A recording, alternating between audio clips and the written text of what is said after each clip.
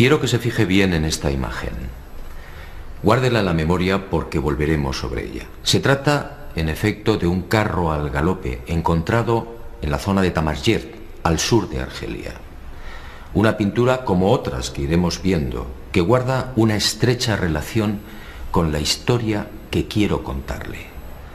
Otra historia oficialmente imposible, que no será del agrado de los arqueólogos ortodoxos. Pero la verdad, como usted sabe muy bien, no es patrimonio de nadie. Sígame y juzgue por sí mismo.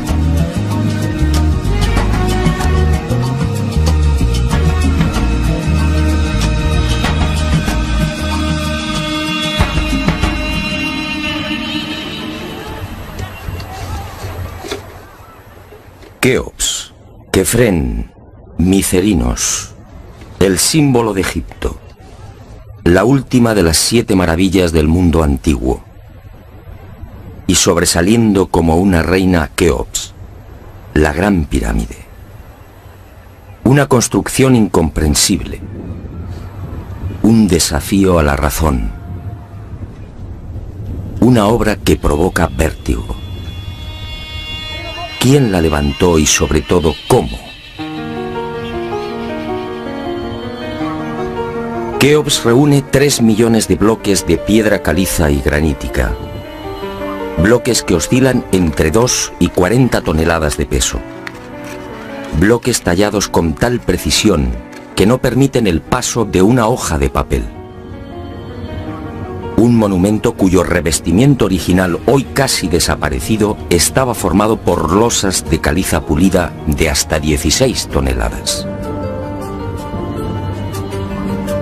Y a su lado, otro coloso, Kefren, casi 1.700.000 metros cúbicos de piedra. Bloques idénticos a los de Keops, con un revestimiento original de caliza pulida y granito rojo de Asuán. En su base cabrían 7 campos de fútbol. Por último, Micerinos, la más modesta pero igualmente soberbia y desconcertante. Su altura equivale a un edificio de 20 plantas. Hoy la tecnología tendría graves dificultades para alzar y depositar esos bloques de piedra.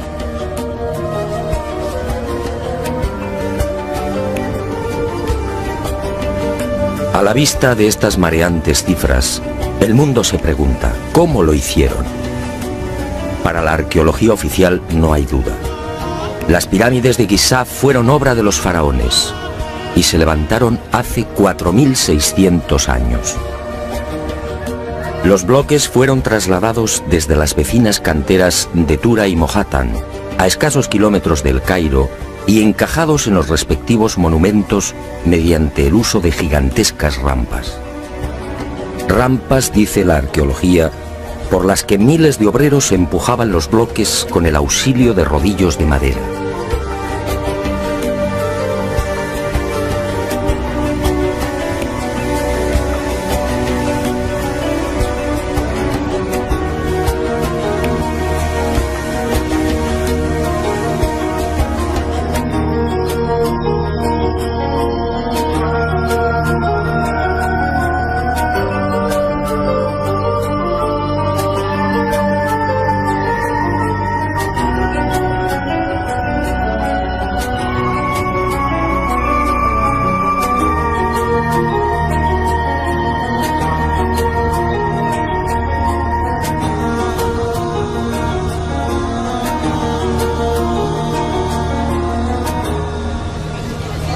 Pero la célebre teoría de las rampas, divulgada en el siglo XX por el arqueólogo alemán Ludwig Borchardt, no termina de convencer a cuantos hemos tenido el privilegio de pisar la meseta de Giza y contemplar estos 3 millones de bloques. Y son dos las razones que ponen en entredicho la versión oficial.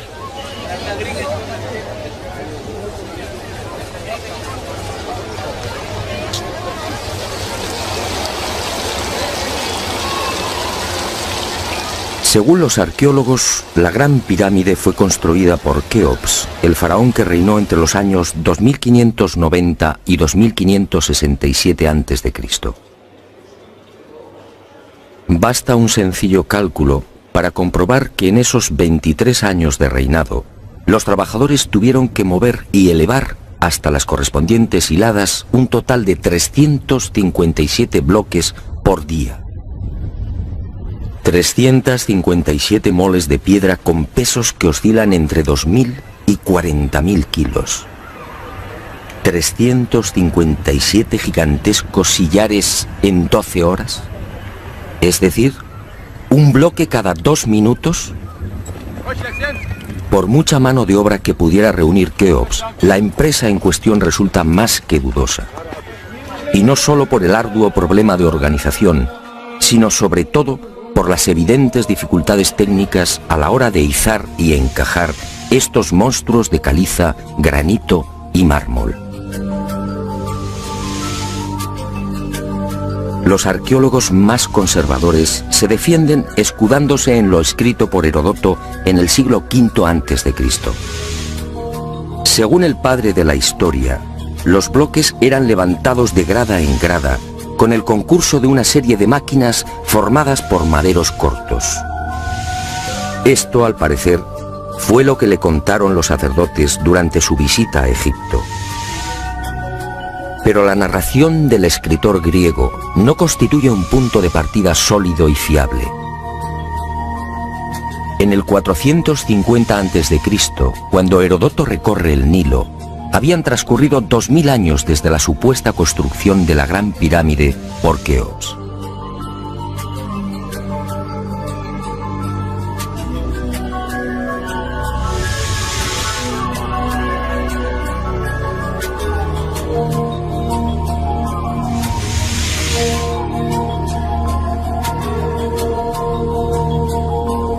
Heródoto no menciona las rampas, ni se atreve tampoco con el espinoso problema de los 357 bloques por día.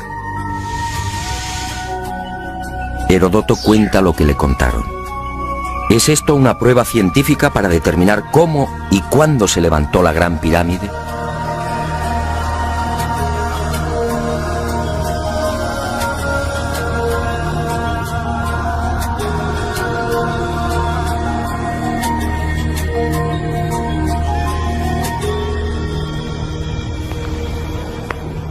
Pero existe una segunda razón de mayor calado que hace dudar de lo establecido por la arqueología. Hace 4.600 años, cuando los arqueólogos fijan la construcción de la Gran Pirámide, el Valle del Nilo justamente despertaba al periodo neolítico.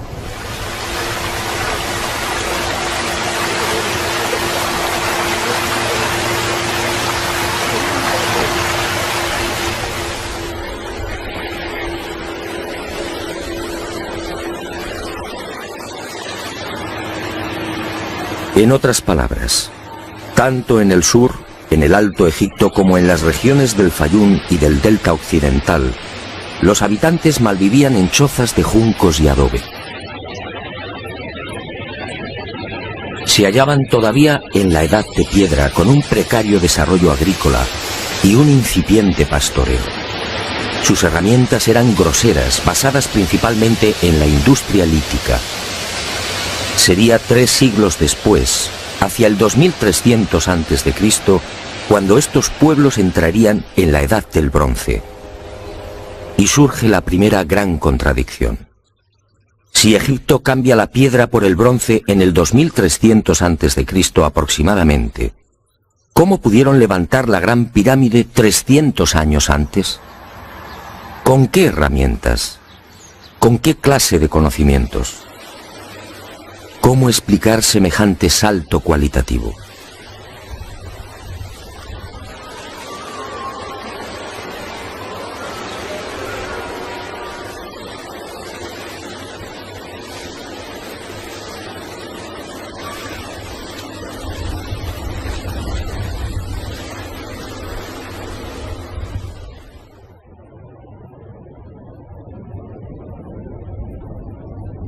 Nadie en su sano juicio y con un mínimo de información puede aceptar que esta maravilla arquitectónica fuera obra de unas gentes primitivas que ni siquiera conocían la escritura.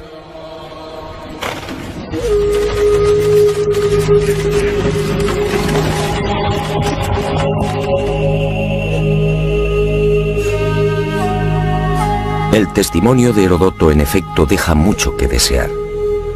Hoy cualquier arquitecto o ingeniero comprende de inmediato las graves dificultades técnicas que debieron superar los constructores de la Gran Pirámide. Las cámaras, galerías y los mal llamados conductos de ventilación exigen unos profundos conocimientos matemáticos y arquitectónicos.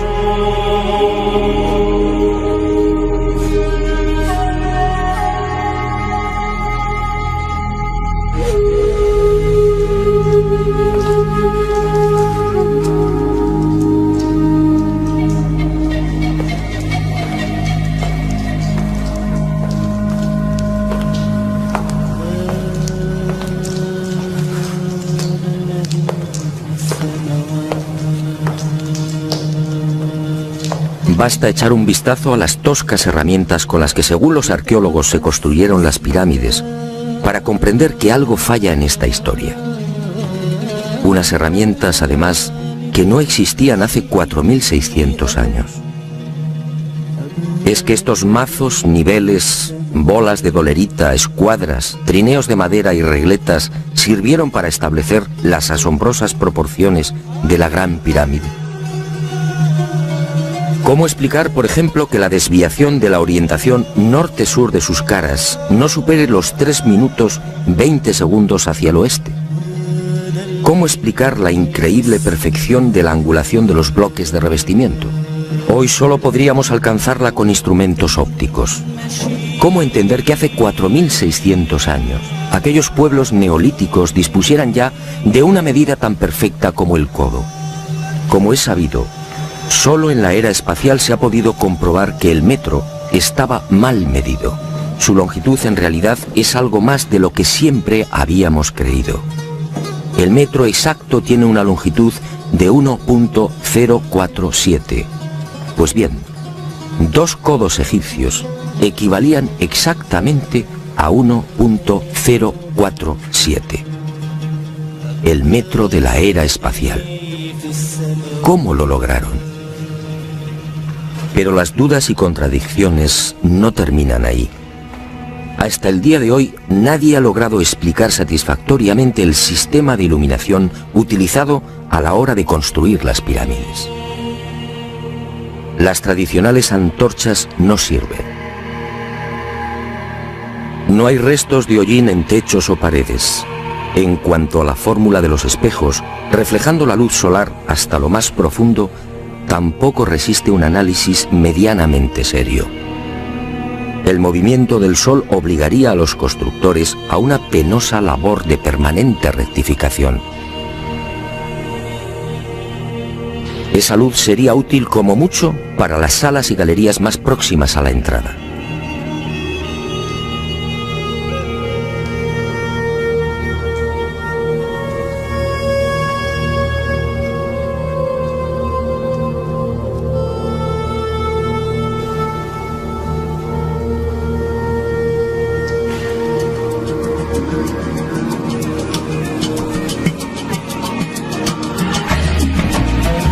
Las explicaciones de los arqueólogos tampoco convencen cuando alguien pregunta por el método utilizado para cortar los enormes bloques de granito.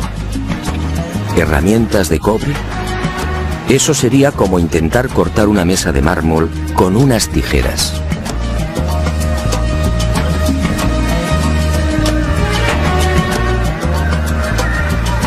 Y otro tanto sucede con el asombroso y enigmático pulido de los vasos de diorita y granito. ¿Qué clase de taladro utilizaban para que la cara interior ofrezca el mismo pulido que la exterior? ¿Cómo lo lograban si por las bocas de estos panzudos vasos no cabe siquiera la mano de un niño?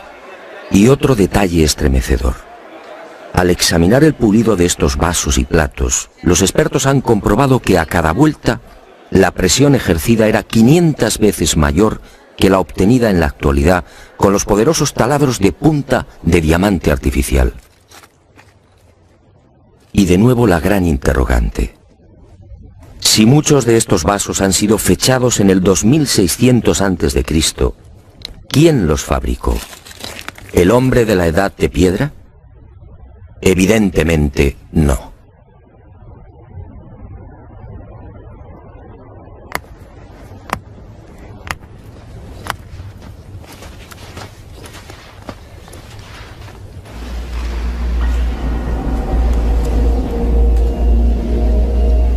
¿Y quién fue capaz de un pulido como el que presenta el supuesto sarcófago de la pirámide de Keops?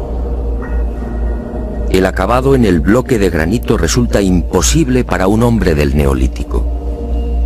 Mientras las esquinas aparecen absolutamente cuadradas, el índice de imperfección de la superficie del sarcófago no llega a 2/10 de pulgada.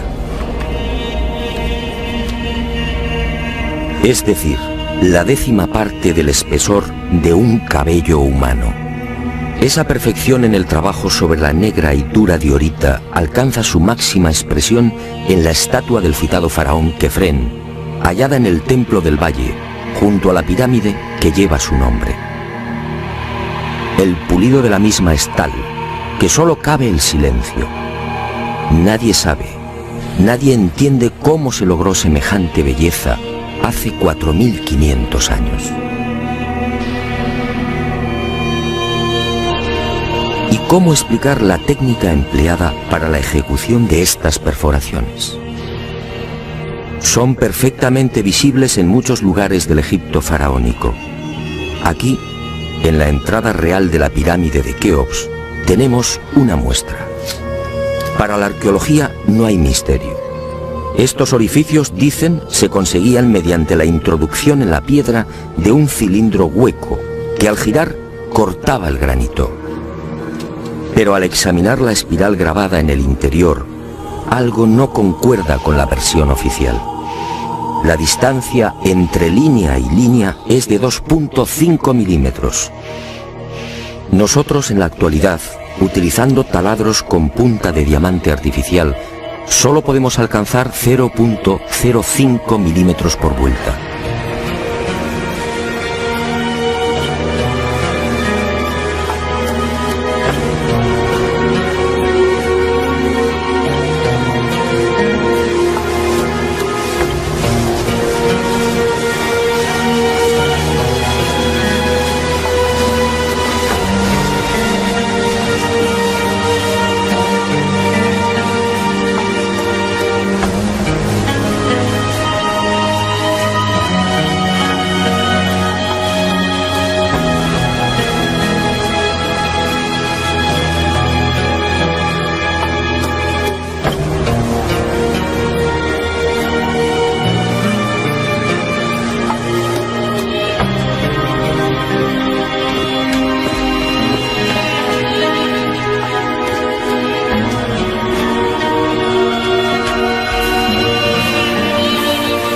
cómo desarrollaban aquellos primitivos egipcios semejante presión y fuerza con un simple cilindro hueco.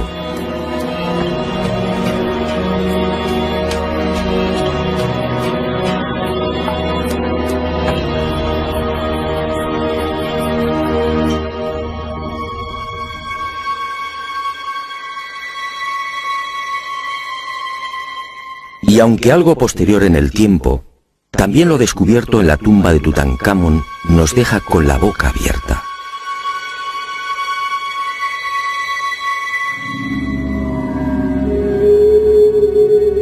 Cuchillos inoxidables,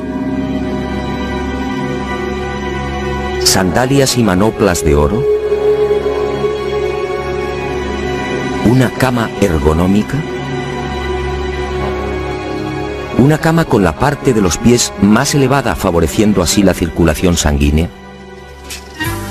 ¿Cómo es posible hace 3.333 años? ¿De quién lo aprendieron?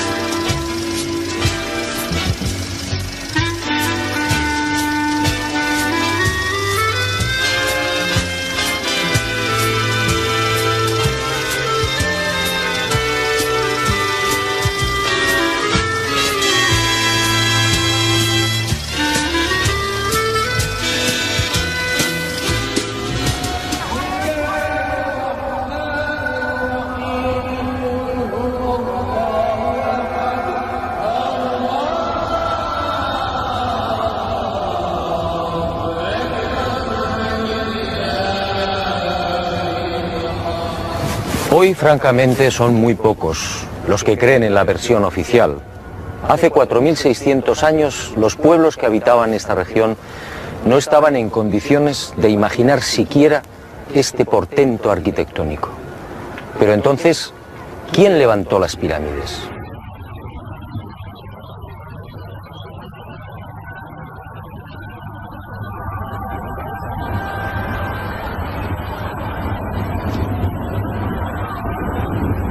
Una primera pista aparece en esta estela de piedra. Una estela depositada en la sala 42 del Museo del Cairo y que muy pocos turistas se detienen a contemplar. La arqueología la denomina la estela del inventario. Se trata casi con seguridad de una copia de otro texto mucho más antiguo. En ella se lee un párrafo demoledor que deja sin argumentos a los arqueólogos.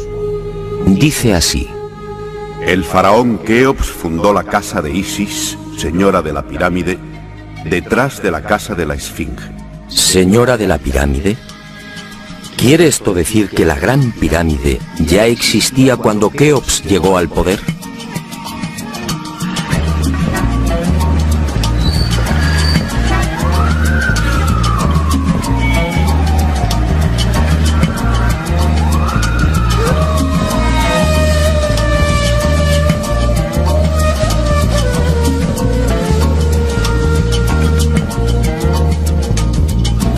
La segunda pista, mucho más espectacular, se encuentra a casi 3.000 kilómetros del Cairo. Y hacia allí nos dirigimos.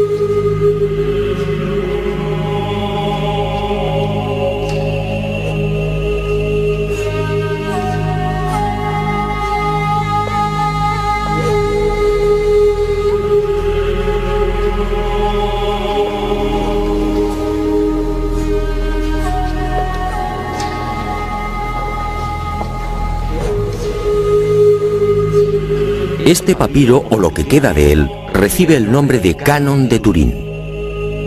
Fue descubierto en 1822 por el viajero italiano Bernardino Drobetti en la antigua ciudad egipcia de Tebas. El propio Champollion lo tradujo, concediéndole una singular importancia. Pero la arqueología ha preferido ignorarlo. Y no es de extrañar a la vista de su contenido. Esta escritura hierática procede de la época del no menos célebre Ramsés II, entre los años 1290 y 1224 a.C. Para algunos, el faraón que persiguió a Moisés. En total, 160 fragmentos correspondientes a 11 hojas escritas hace 3200 años y en las que se lee una extraña lista de reyes. Una lista de reyes egipcios imposible para la ciencia. Imposible, sí, porque de aceptar lo manifestado en este documento arqueológico, la cronología faraónica se vendría abajo. ¿Y qué dice este papiro de 1,70 metros de longitud? Sencillamente que en un lejano pasado, Egipto fue gobernado por unos seres mitad hombres, mitad dioses, que recibían el nombre de Sensuhor, los compañeros de Horus. La lista de estos misteriosos reyes sitúa el primer gobierno en el Valle del Nilo, no durante el faraón Menes hace 5000 años como afirma la arqueología, sino mucho más atrás en el tiempo, concretamente hace 11.000 años. Esta desconcertante y revolucionaria lista de reyes aparece ratificada en buena medida por otra historia igualmente despreciada por los arqueólogos. Me refiero a lo escrito por Manetón en el 240 a.C. Este sumo sacerdote recibió el encargo del faraón Ptolomeo II Filadelfo de escribir la historia de Egipto desde sus comienzos. Manetón tuvo acceso a la documentación depositada en el templo de On, en Heliópolis, y cumplió el trabajo. En los escasos fragmentos que se conservan de su obra, en especial en los recopilados por Eusebio, puede leerse algo insólito que, como decía, coincide en lo básico con lo relatado en el Canon de Turín. Según Manetón, antes de Menes, el primer faraón de la primera dinastía, Egipto fue gobernado por unos semidioses y también durante miles de años. El sumo sacerdote greco-egipcio no habla de los Sensuhor, pero la casualidad es más que sospechosa. ¿Quiénes eran los Sensuhor? ¿Por qué los califican de semidioses?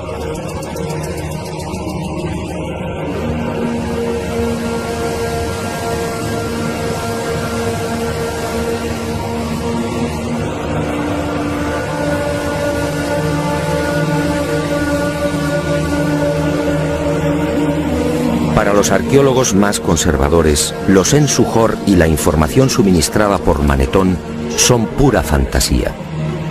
Y aparentemente tienen razón. Si Egipto fue gobernado hace 11.000 años, ¿dónde están las pruebas y los vestigios arqueológicos que deberían delatar a esas culturas?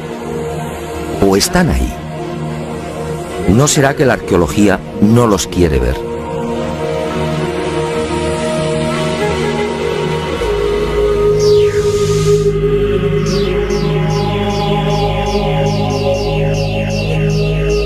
El presente descubrimiento se debe al investigador español Manuel Delgado. Él fue el primero en percatarse de lo que guarda el nuevo Museo Nubio.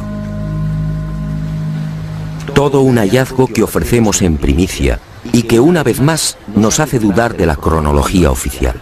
Este huevo de avestruz fue descubierto en la tumba 96 del cementerio 102 en Nubia por el arqueólogo inglés Cecil Malaby Firth. El hallazgo tuvo lugar en 1907, pero dada su naturaleza, fue silenciado. Alguien dibujó sobre él y lo depositó junto al cadáver. Evidentemente se trataba de un objeto muy querido por el difunto. En una de las superficies pueden apreciarse los dibujos de un avestruz y algunas plantas.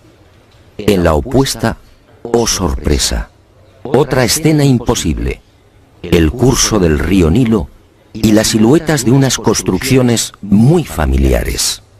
Las 3 pirámides de la meseta de Giza. El hallazgo de este huevo de avestruz no tendría mayor importancia, de no ser por un pequeño gran detalle. Según los investigadores, los restos humanos de la citada tumba 96 se remontan a la cultura Nagada I, es decir, alrededor de 7.000 años. 7.000 años. Algo en efecto no cuadra. Si la arqueología afirma que las pirámides de Giza fueron levantadas hace 4.600 años, ¿cómo es que aparecen dibujadas en una sepultura de hace 7.000? Pero las pruebas que apuntan a un pasado mucho más remoto de lo que pretende la egiptología no terminan ahí. En 1991 volvió a encenderse la polémica. Esta vez el protagonista fue Abu el-Hol, el padre del terror, nombre dado por los naturales de la región a la mítica esfinge.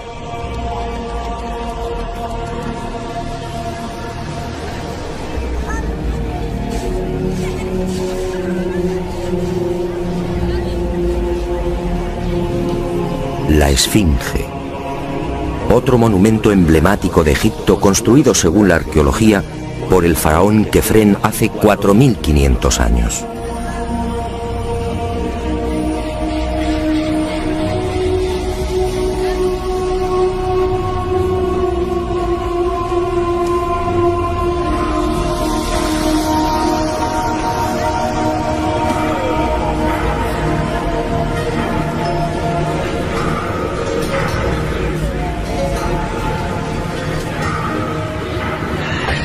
Lo que hoy podemos contemplar tiene escasa relación con la estampa original.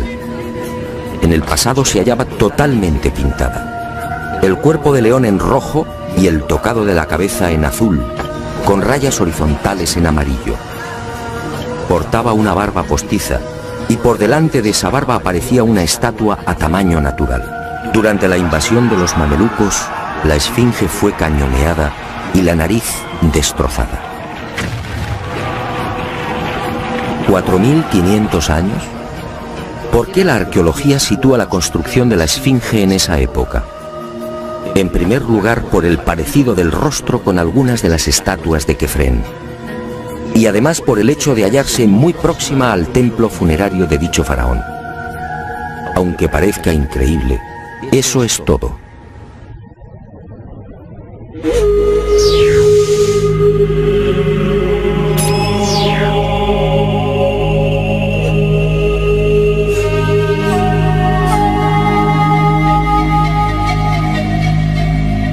Y en 1991, como decía, los arqueólogos fueron arrinconados de nuevo contra las cuerdas. Un equipo de la Universidad de Boston, dirigido por el geólogo Robert Scott, dio a conocer un estudio que retrasaba la construcción de la esfinge en varios miles de años. Mediante la utilización de ondas sonoras y micrófonos especiales, los geólogos norteamericanos exploraron las rocas que forman parte de la esfinge. El resultado fue asombroso. La zona delantera del monumento y parte de las paredes del foso que la rodea presentan una erosión de 2 metros de profundidad, provocada por las lluvias. En la época de Kefren, supuesto constructor de la esfinge, esta región era un desierto. La única explicación a esa erosión acuática hay que buscarla en un clima especialmente húmedo, entre el 5000 y el 7000 a.C. Casi mágicamente hemos llegado a un punto que ya fue contemplado en uno de los anteriores capítulos de este planeta encantado. ¿Recuerda?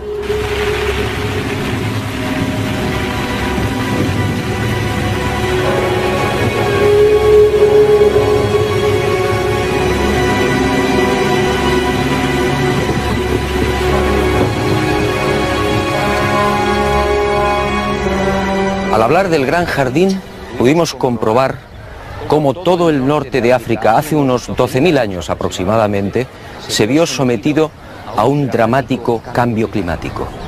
En otras palabras, la Universidad de Boston acertó.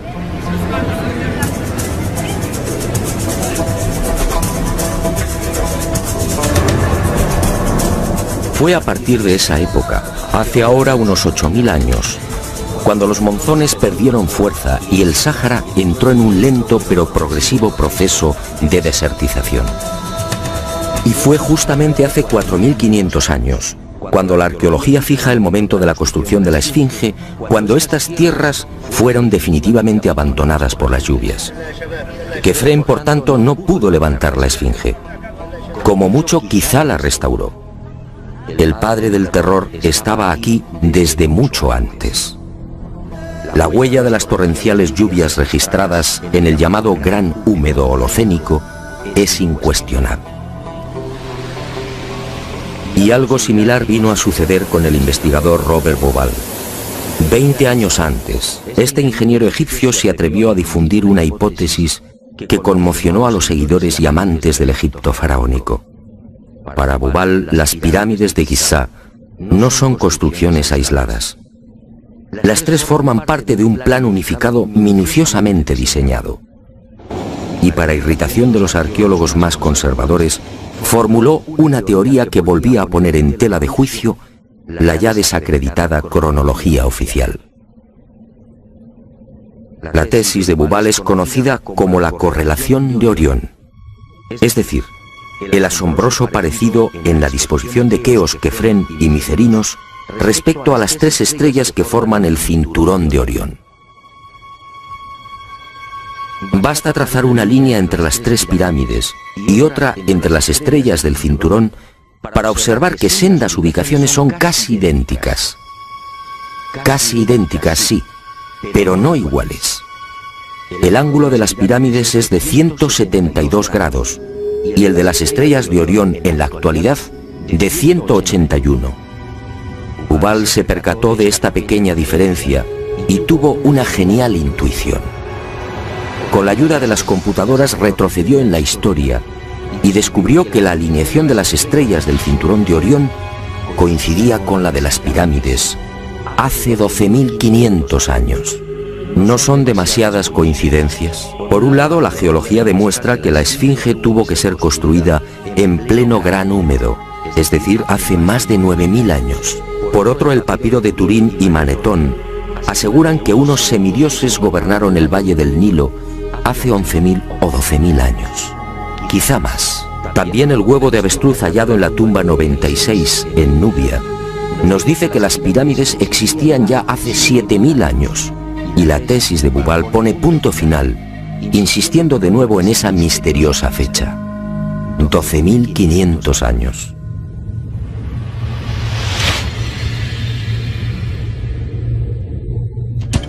Si tres indicios constituyen una prueba, ¿qué podemos pensar cuando al menos se contabilizan 5?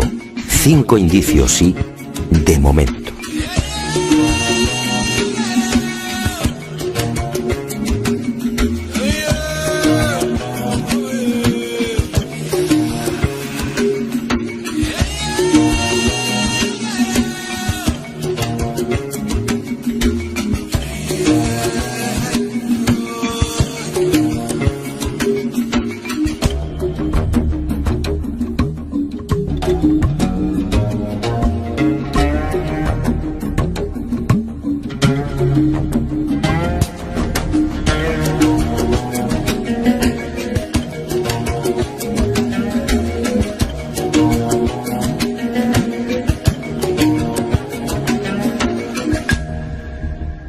No, las pruebas que contradicen la versión de la arqueología oficial no han concluido. ¿Recuerda usted esta pintura? Fue descubierta en el Tassili argelino. Según los arqueólogos, tiene una antigüedad aproximada de 5.500 años, probablemente mucho más. Se trata, en mi opinión, de un carro egipcio. Pero ¿cómo es posible? ¿Un carro egipcio a 2.500 kilómetros del Nilo? ¿Un carro egipcio antes de que existiera Egipto?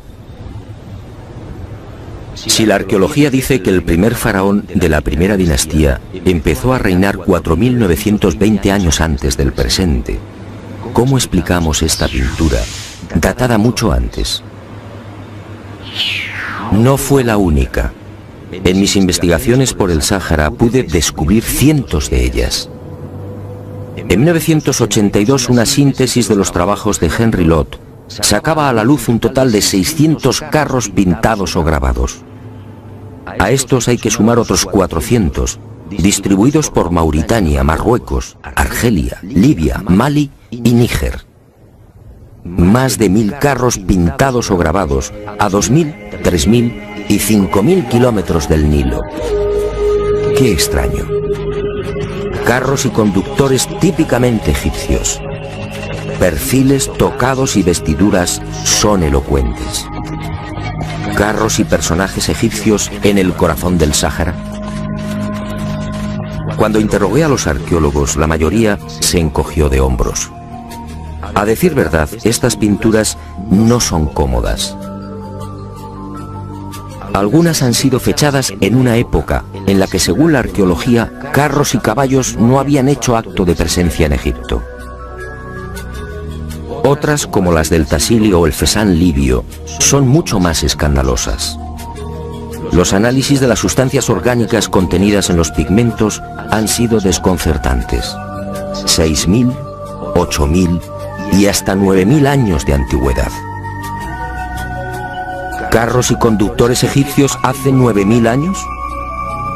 Y casi sin querer, a la vista de estos documentos pictóricos, la memoria vuelve a poner en pie los hallazgos de la Universidad de Boston, el papiro de Turín, la historia narrada por Manetón, las pirámides pintadas en el huevo de avestruz o el descubrimiento de Bubal. Naturalmente, para la arqueología, estas pinturas y grabados no tienen sentido. El caballo y los carros, dicen, entraron en Egipto hacia el 1700 a.C. y lo hicieron con la invasión de los Hicsos, un pueblo procedente de la Alta Siria que gobernó la mitad oriental del delta. Nuevo y grave error de la arqueología. El caballo y los carros, como demuestran estas pinturas y grabados, ya existían en el Sáhara mucho antes de la XIII dinastía. Otra cuestión es que no quieran reconocerlo, y es comprensible. Si los egipcios y su cultura proceden del Sáhara, ¿en qué queda la supuesta hegemonía del Egipto faraónico?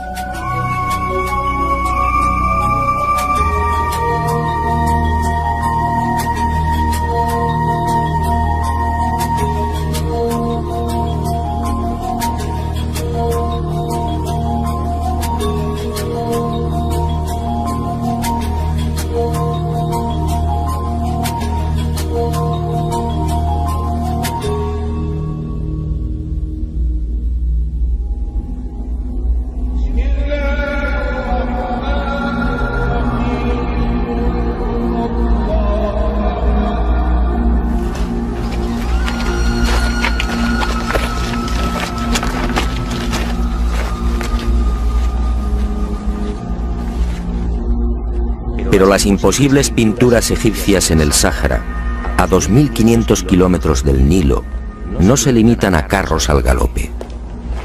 Otras, para desconcierto e irritación de la arqueología, presentan escenas muy diferentes. Ofrendas.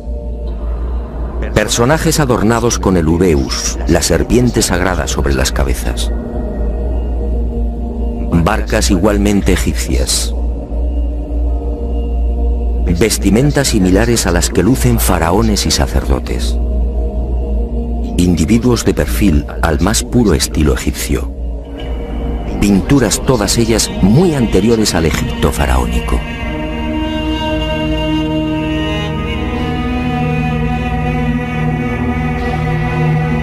¿Barcas egipcias en pleno desierto?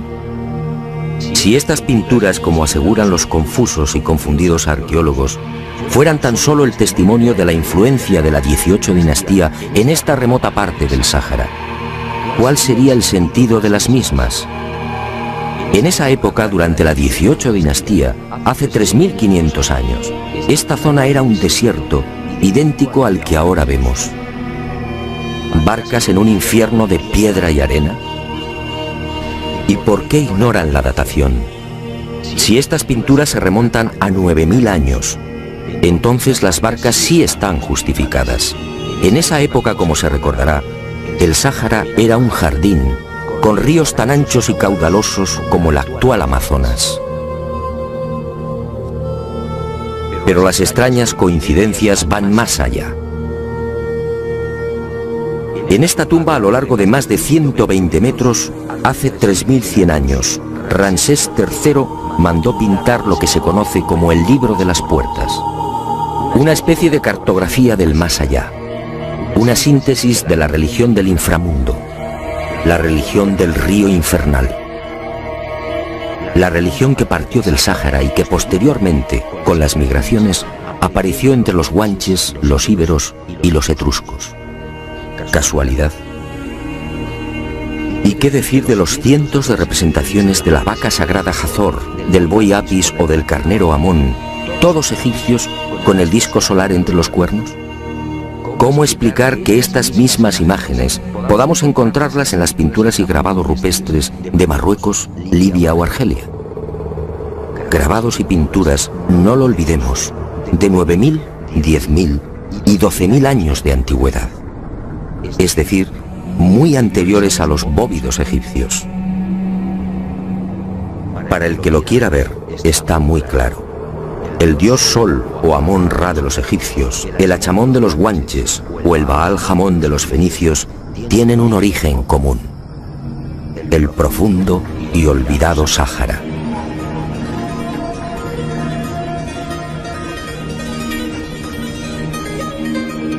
Puede que Herodoto y Diodoro de Sicilia tuvieran razón. Egipto, el Egipto faraónico, fue obra de los dioses. Ha llegado el momento de ser valiente.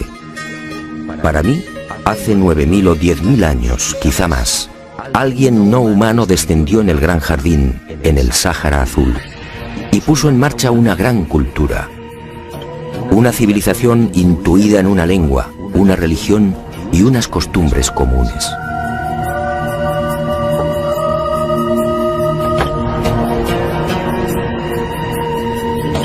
Esos seres, esos dioses de cabezas redondas pintados en Tassili, podían proceder de Orión.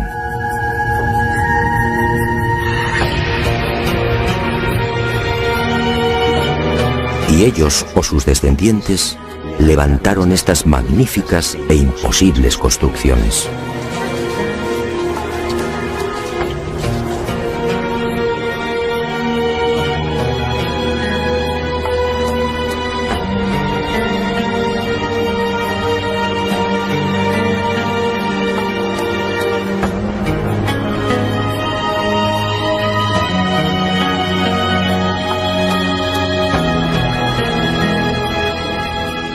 ¿Cree usted que se trata de un sueño? Schopenhauer decía que toda verdad, al nacer, es ridiculizada y perseguida. Demos tiempo al tiempo.